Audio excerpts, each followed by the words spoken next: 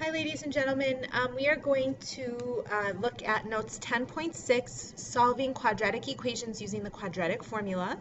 And these notes are going to start on page 9. We're going to skip page 8 of our notes and do that someday during lab class. So we're on page 9 and we are going to talk about something called the quadratic formula. So you guys have learned a lot of different ways to solve quadratic equations.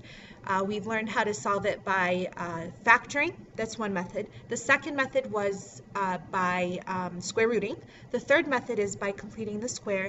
And then the fourth method is by using the quadratic formula. So we're going to learn all four methods. By the end of this video, you'll know how to solve any type of quadratic equation because you'll have all the tools that you need in your toolbox. Okay?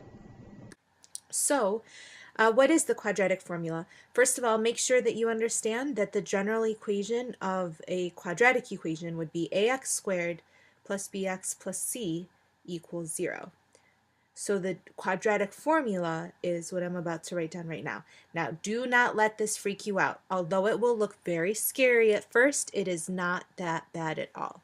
So it is x equals negative b plus or minus the square root of b squared minus 4ac all over 2a.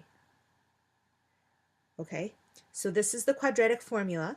If you want to solve any quadratic equation, you need to get it in this format right here and then plug it into the formula right here, and this will be your quadratic, or this will give you the answers to your quadratic equation. It will give you whatever x is equal to. Now, you may be wondering right now, is this an equation that I'm going to have to memorize? And the answer to that is yes, you will have to memorize the equation for the quadratic formula. But the good news is there are two songs that might help you remember this equation a little bit better. The first song goes to the tune of Row, Row, Row Your Boat. So the way that this song will go is as follows. X equals negative b plus or minus square root of b squared minus 4ac all over 2a. The other song that can help you remember this formula goes to the tune of Pop Goes the Weasel, so it sounds like this.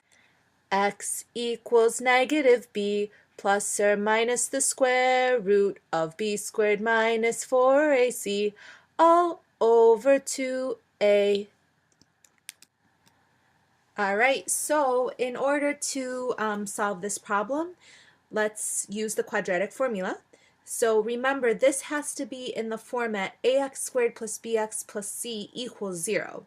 So first thing I'm going to do is I am going to get everything on one side. So I'm going to subtract the 2 from both sides, and I end up getting 1/2 r squared minus 6r minus 2 equals 0.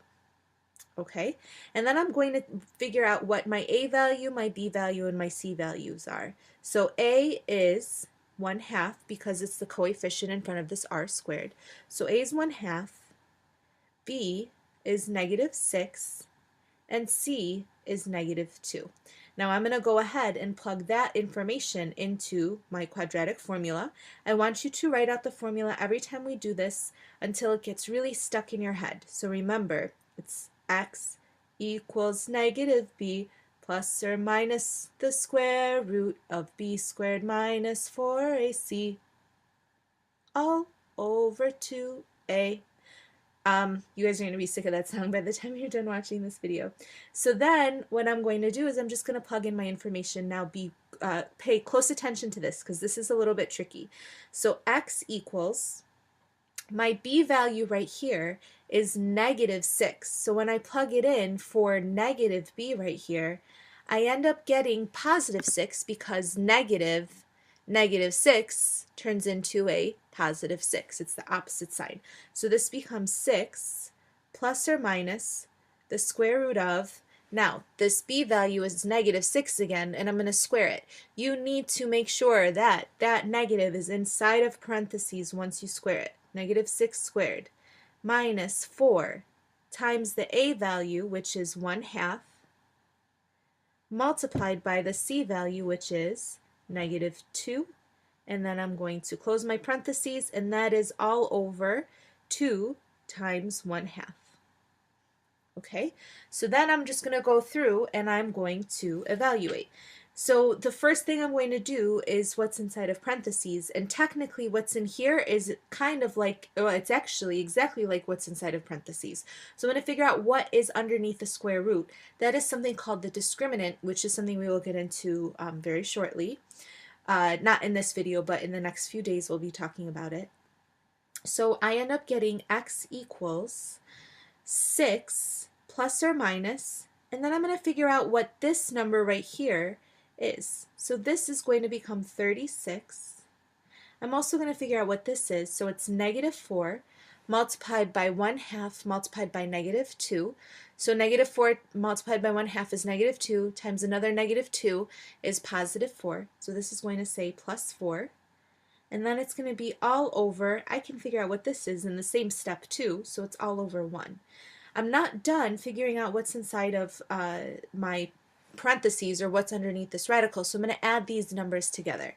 So I end up getting x equals 6 plus or minus the square root of 40. I technically don't need to have it over 1 anymore because I don't need to, anything divided by 1 is itself. Lastly, what I need to do is I need to make sure that I simplify this radical right here. So 40 is divisible by 4, so this will turn into radical 4 multiplied by radical 10. I'm going to copy everything else down. So x equals 6 plus or minus radical 4 times radical 10. The square root of 4 is 2, so I end up getting x equals 6 plus or minus 2 radical 10, and that is my answer. Okay, sorry about that. The square root sign should be over the 10. All right. Okay, so in this problem right here, it's not in the format ax squared plus bx plus c equals 0 because of that 4. So I'm going to subtract 4 from both sides, and I end up getting 2y squared plus 3y minus 9 equals 0. Then I'm going to identify what my a value is, what my b value is, and what my c value is.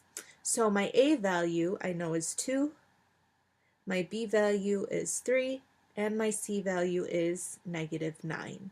So what I'm going to do next is I'm going to use the quadratic formula, which is x equals negative b plus or minus the square root of b squared minus 4ac all over 2a. And then I'm going to plug in my information. So I end up getting x equals, now in this example, the b value is positive 3, so I can plug in negative 3 for this b value right here. So I get negative 3 plus or minus the square root of b squared. In this example, remember the b is positive, so it's going to be 3 squared. I don't have to have parentheses, but I can't go wrong with too many parentheses. Minus 4 times the a value, which is 2, multiplied by the c value, which is negative 9. Okay, so then once I do that, I still have to divide that by 2 multiplied by the a value, which is 2. All right, so then next I end up getting x equals negative 3 plus or minus the square root of, this becomes 9 squared, or 9, because 3 squared is 9, and then this becomes negative 4 times 2, which is negative 8, and then negative 8 times negative 9 will end up giving me positive 72 all over 4. All right, so then I can combine my like terms. I get negative 3 plus or minus the square root of 81 all over 4, which actually turns out to be a nice even number for me right here. It's a perfect square. So I get x equals -3 plus or minus 9 all over 4, which means that my two possible answers are going to be -3 plus 9 over 4 or -3 minus 9 over 4. So I end up getting 6 over 4. That's a 4.